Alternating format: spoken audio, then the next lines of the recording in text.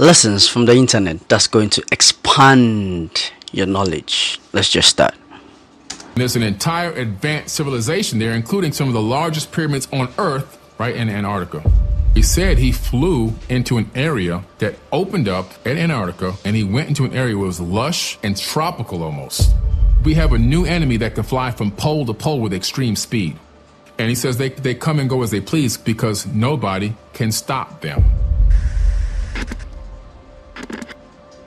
There is a situation that began to happen during World War II where they discovered that the Nazis had went down to Antarctica and built a base down there, New Schwabenland. They were like, wait a minute, why in the world would they go to this desolate place? What's down there that they would want to go through the harsh weather and risk everything, risk even their lives to be down there and build a base? Now, there's an incredible story that was in Admiral Byrd's diary that was found by his kids, where he said he flew into an area that opened up at Antarctica, and he went into an area where it was lush and tropical almost.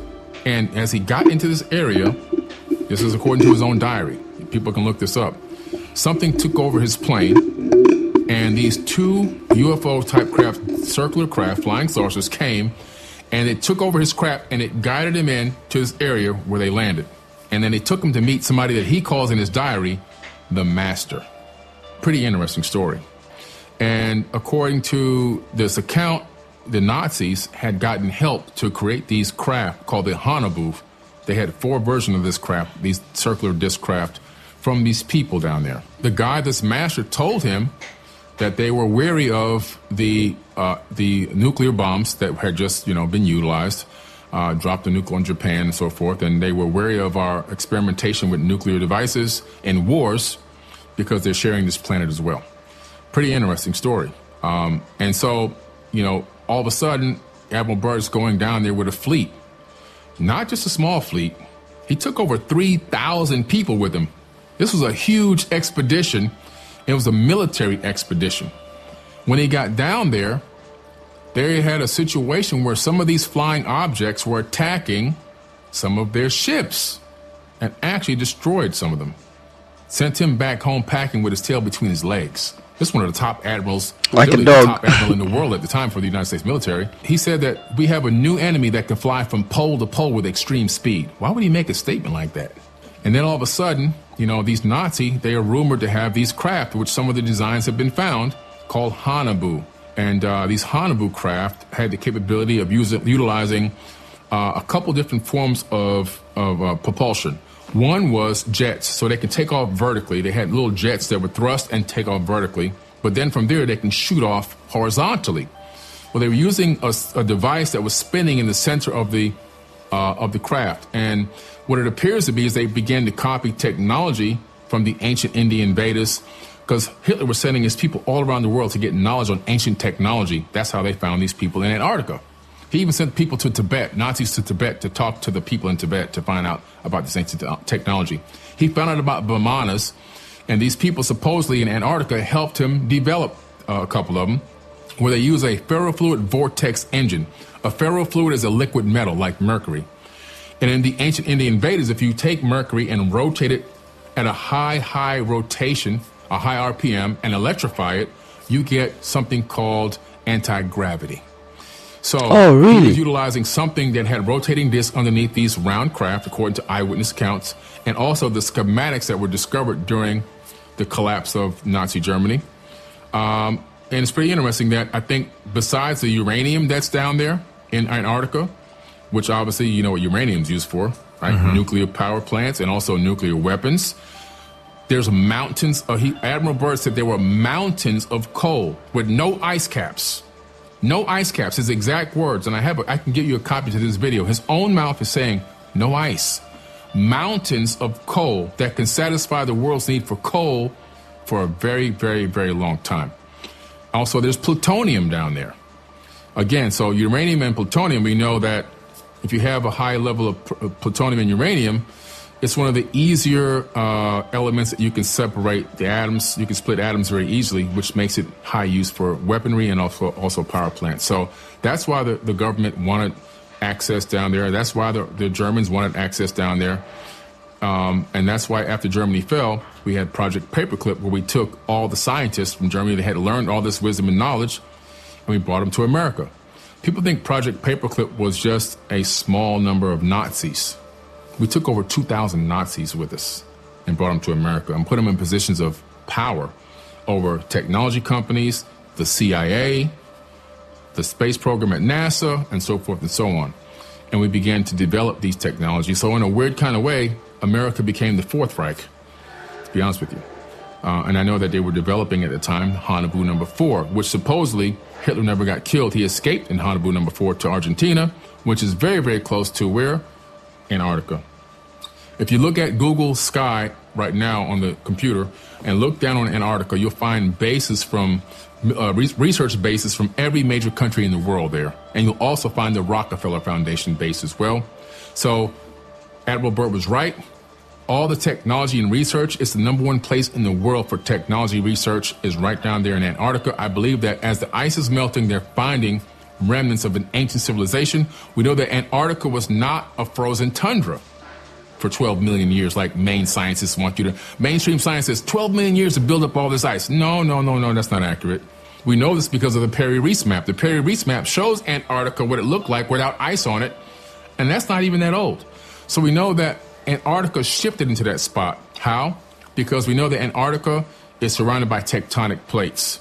And so that landmass was on a plate that slipped and there was something called a pole shift of the crust of the Earth, which shifted it from a more habitable climate into the position it is now.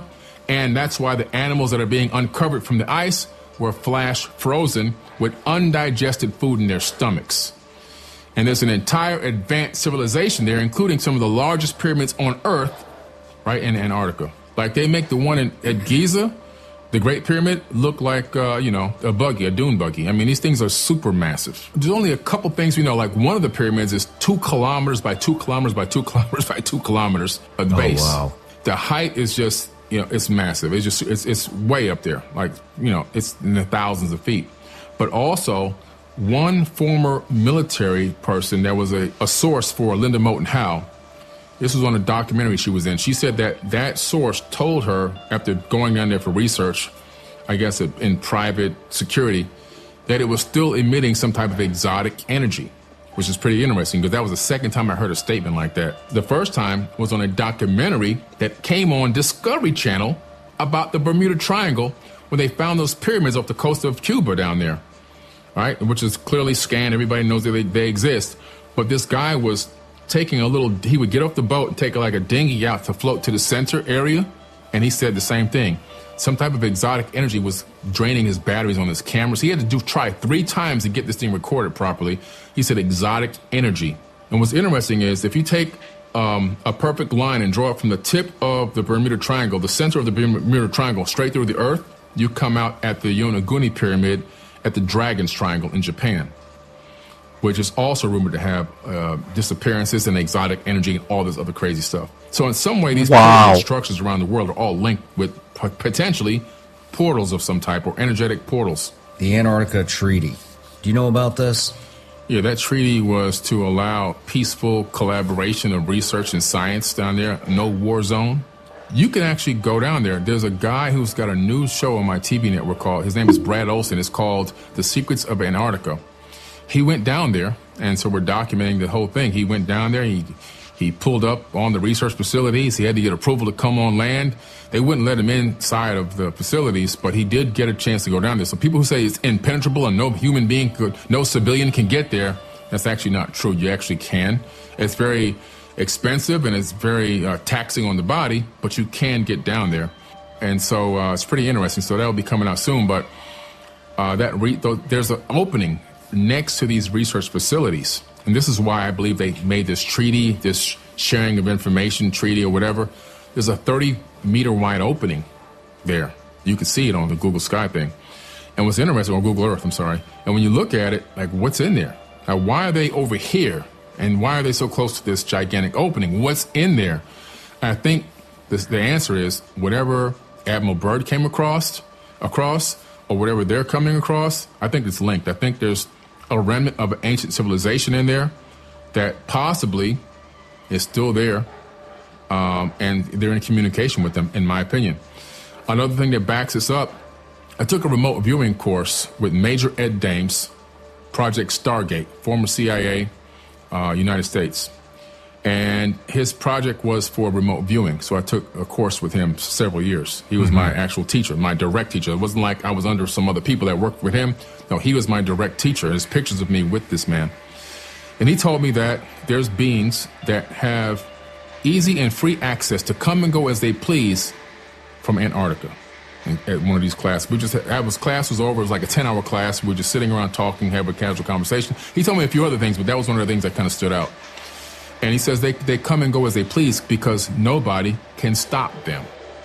Are you familiar with the bell? The Nazi bell, the Die Glock? Yes. Yeah. The Die Glock is an amazing device that was being developed by the Nazis during World War II. This Die Glock, again, technology that they learned about through an advanced civilization that they were in communication with through the Thule Society. This Thule, Thule, Thule Society, they were using psychics to channel information from an advanced alien race. And they were taking this knowledge and then turning it into actual real workable technology. And so they had this thing in Germany called the henge, where they had these gigantic stone pillars in the shape of a henge. And they had the Die Glock in the middle. It looked like an acorn, a UFO type, but an acorn-shaped UFO. And it had these multi-counterclockwise spinning pieces on it that was spinning all different ways. The ultimate purpose of it seems to have been some type of time travel. And this thing at one point, based on eyewitness accounts, it's turned on and activated and it disappeared from the henge. It was seen like, I forget how many decades later, I think it crashed somewhere in Virginia or something, according to these accounts. I got to look that up to make sure I'm not making a mistake there, but it reappeared later and it crashed somewhere, I believe, in the Americas. And this thing was the same exact shape and description as the Die Glock. And what was it for? I believe that they were trying to tap into time travel so that they can go back in time and change the past so they can have a Nazi-dominant future.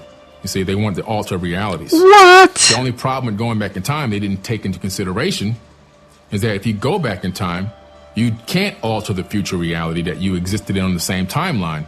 Oh, yeah, it makes sense. You shift into a different alternate timeline altogether, allowing you to go back in time in the first place and see even yourself. So it's like the grandfather paradox, right? If you go back in time and kill your grandfather, how in the world were you born to go back in time to kill your grandfather? Well, the answer is you shift into an alternate timeline. Now, going into the future, you stay on the same timeline. We know this because time travel into the future happens every day. Even when you get on an airplane, you travel into the future based on relativity. The person standing still on the ground and you moving across the sky in a plane, we know that you're moving forward in time by microns of tenths of a second, but you're moving in time. Same thing with astronauts when they travel into space. We know for a fact that because they're traveling at high speeds, they come back, microns of a second younger than us. So traveling to the future, you can stay on the same timeline, but going into the past, you can't. So that whole thing would have failed anyway. What? This is so interesting and mind-blowing. I never expected it to be this, interesting, right?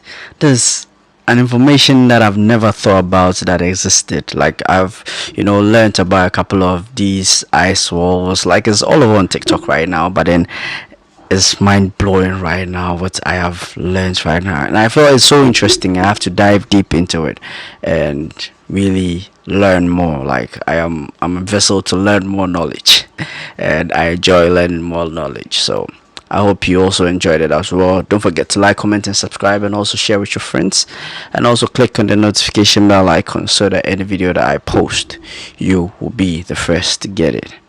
Adios amigos, and I'll catch you in my next video. Bye.